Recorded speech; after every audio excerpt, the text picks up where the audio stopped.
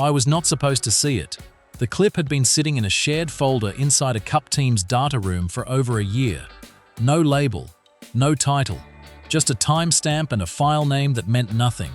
Someone forwarded it without context. Just one message. Watch the bottom left corner. Watch it until you understand what you're looking at. So I watched it. 3 times. 4 times. On the 5th, something shifted. I paused it. Rewound. Paused again. What I was seeing did not make sense inside a NASCAR Cup Series car. The feet were wrong. The sequence was wrong.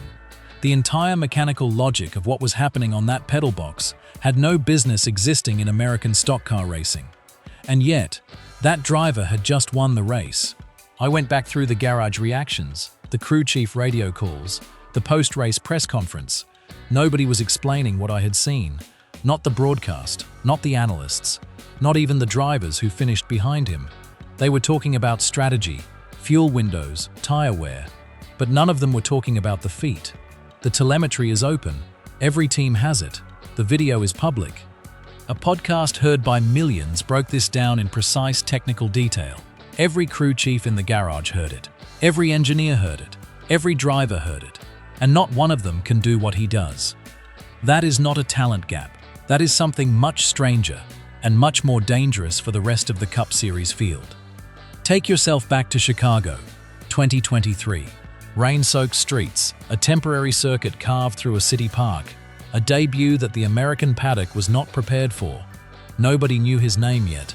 The broadcast camera kept cutting to the front of the field, where this unknown driver was not just surviving the wet conditions, he was pulling away.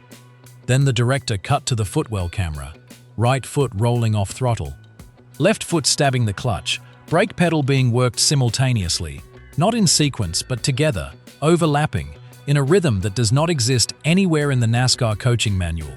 The American paddock collectively stopped breathing. He won, on debut, in the rain, on a street circuit. The garage was not just impressed, they were unsettled. His name is Shane Van Gisbergen, 3-time Supercars champion, 3-time Bathurst 1000 winner, #97 Chevrolet, Trackhouse Racing. And what those cameras caught in Chicago was the visible surface of a technique that runs far deeper than anyone in the Cup garage initially understood. The first assumption was simple. The clutch was making his gear changes smoother. The garage told itself that story for a few weeks. That explanation was wrong. The next-gen car does not need the clutch to shift. The sequential gearbox handles that without it.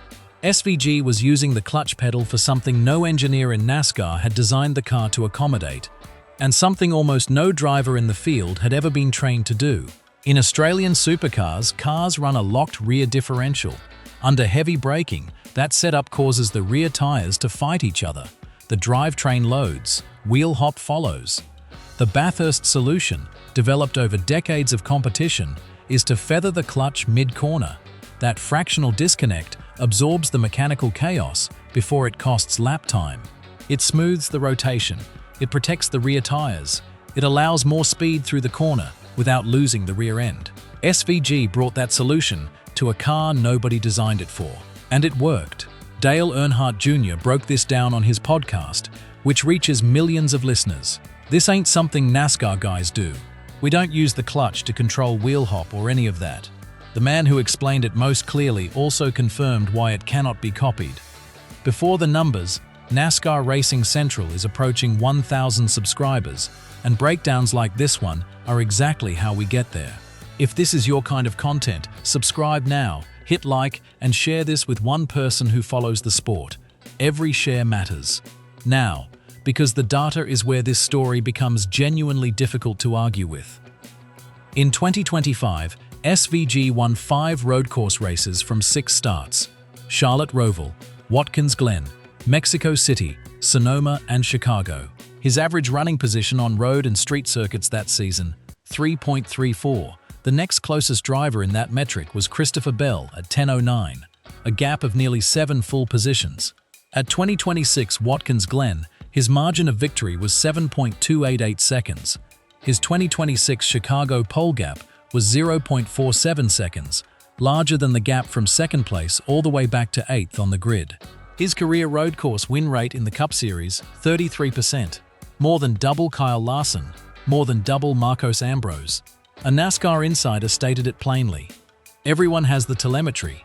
Everyone has the footcam footage. The shocking part isn't that SVG's technique is a secret. It's that NASCAR's best drivers know exactly what he's doing and still can't replicate it. Connor Zilisch, the 19-year-old Trackhouse rookie and SVG's closest threat on road courses, described it from inside the competition. Whenever people say he's toying with people, it might not even be on purpose, but he just is able to save his stuff and maintain the lead. And then when he wants to go, he can go. Tire preservation that becomes a pace advantage when it matters most. That is the real weapon. Now comes the confession wall. One driver after another. Each admission heavier than the last. Kyle Larson first. Because if Larson cannot copy it, everything changes. At Sonoma, he said, "You can't teach an old dog new tricks. Like there's zero chance I can learn how to do that. And even if I did, there's zero chance that I can have it be better than what I'm probably doing with left foot braking." A Cup veteran responded, "When Kyle Larson says there's basically no chance he can learn SVG's braking style at this stage, that's when you realize this isn't just talent. It's decades of muscle memory." Denny Hamlin knew the technique once. He won at Mexico City years ago using right foot braking.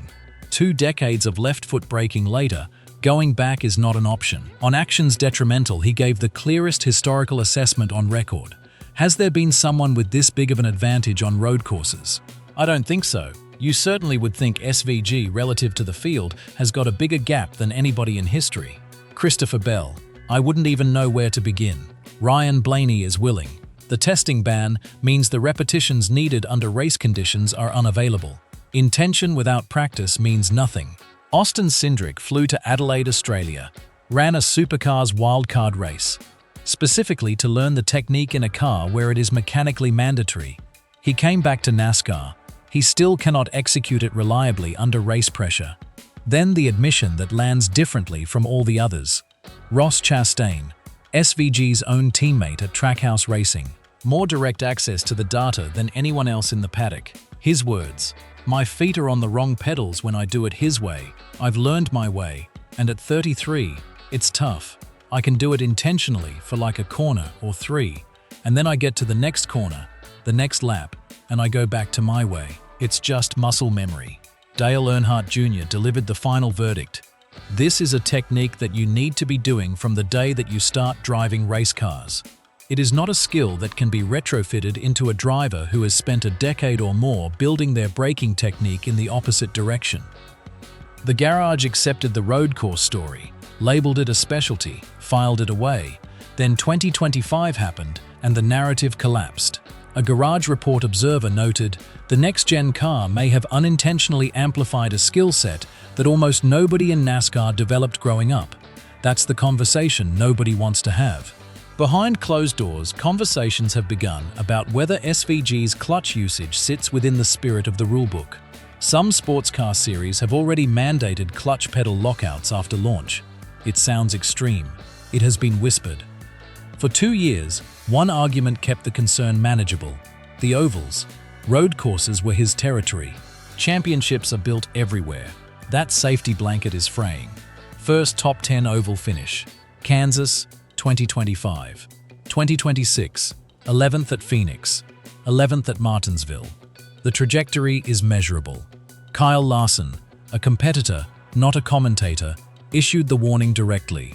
If the oval side continues developing, the rest of the field has a serious problem. Martinsville, Richmond, Phoenix in the playoff round. Tracks where corner entry is everything, where tire management across a long green flag run separates the winner. The Bathurst approach, protect the tires, rotate the car with the drivetrain, save the rear rubber, attack on the restart, is not a road course skill. It is a racecraft skill, and it travels. SVG says people are overthinking it. He called it no big advantage. He said it is all he has ever known.